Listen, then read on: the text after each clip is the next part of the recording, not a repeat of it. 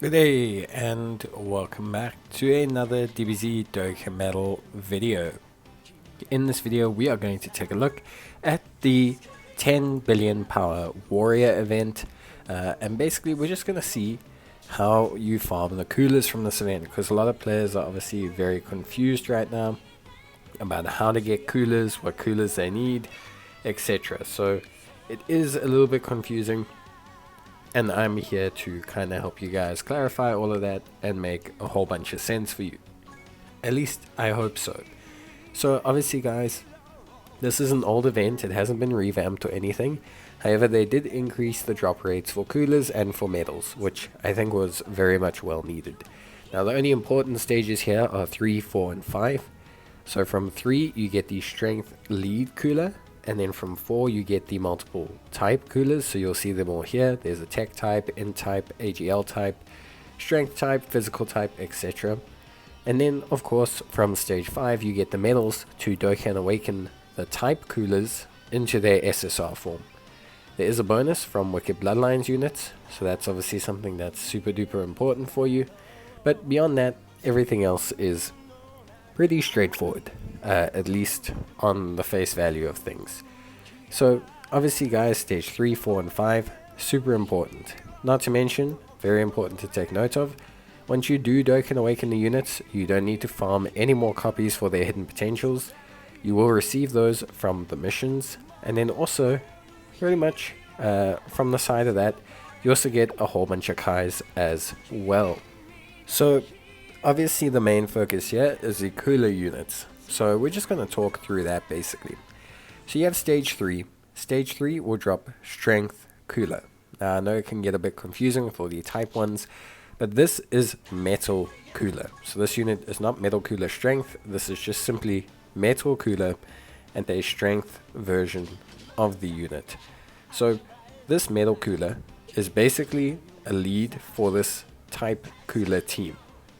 Now obviously guys, if you pick up this cooler, he's pretty much the easiest one to get and the simplest one.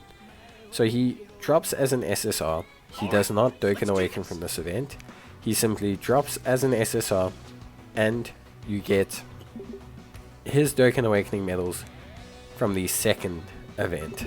So you get his Dokkan Awakening medals from the next event, which is obviously strongest in the universe. Now you simply need to farm 14 copies of. Okay, so you just need to farm the 9 copies to get his SA to 10, and you're going to farm the copies to unlock all his hidden potential paths. You will receive some copies from the missions, and if you want to, you can farm a second copy to SA 5. That is it. So that is all you need to focus on for this cooler. He's by far and away the absolute easiest one in the game. Makes perfect sense. So I suggest that. Obviously it's pretty straightforward, pretty simple. So that's kind of the basic premise of the strength cooler. Now the other coolers are where players are getting confused. So from stage 4 you get the type drop coolers. So you'll see here they come as SR units and they come as type drops. So you have 5 different types. You have Metal Cooler Int, Metal Cooler Physical, Metal Cooler Tech, Metal Cooler AGL, and Metal Cooler Strength. Okay, not to be confused with the one from stage 3. Now these metal coolers will drop from the final fight of the event. Okay, so the rest of these fights, I can't confirm it, but I'm pretty certain the more fights you do, the more metal coolers will drop from the final event. Honestly, cannot confirm that at all. So the main thing you need to know here is that you will need to do multiple of these fights. Now the thing with this is, there's a bunch of missions related to fighting tons of enemies. So taking on a whole bunch of these events is going to be very, very good for you, because if you beat a whole bunch of these coolers, you're going to be clearing out some of these missions. So pretty much on the face of it, this event is very straightforward. You will get the 5 type coolers dropping at random from this event. You have no control over which ones drop. That's the hardest part of the event, because you might have, for example, all of the AGL ones drop in the very first run, and then you may never ever get any int ones. That's probably the most annoying part of this event, and that's where you're going to get the most frustrated. So obviously, you know, from my side, that's where players will find themselves being the most irritated with this event, is you have very little control over which cooler drops. Now, like I said, obviously you want to get 10 copies of each type. So you want 10 int SR coolers, you want 10 strength SR coolers, 10 physical, 10 tech, and 10 AGL. Once you have those 10, things are pretty simple from there. All you have to do is raise their SA to 10, and then farm their Dokkan Awakening medals from the next stage. So you don't have to do anything else, that's it. You simply have to raise their super attack level to 10, and then you can simply farm the stage up till the next one to get their Dokkan Awakening medals. And that's it. You don't even have to Dokkan Awaken them twice. So all you have to do is get their SA to 10 and Dokkan Awaken them with medals from the next stage of the event. So it's actually fairly straightforward if you think about it. All you have to do is simply get them to SA 10. Makes things super duper simple. SA 10 will completely kind of push these units to being done, because you get the 4 units you need for the hidden potential system from the mission rewards for Dokkan Awakening them. So as you Dokkan Awaken each one, you will be getting them, or getting the 4 of them, to the raise their hidden potential system. That's the most basic premise of it. Once you've done that, everything is very straightforward, because you don't ever need to farm them again. So just to repeat it, get 10 copies of each type from this stage, that's it. Get them to SA 10, Dokkan Awaken them, and then you will get 4 already Dokkan Awakened SSR copies as mission rewards, and you can use those mission copy rewards to awaken their hidden potential system. And then you're done. Everything else you'll get from the next event, which I already covered in a previous video. And that's it, guys. That's really the short and sweet of it.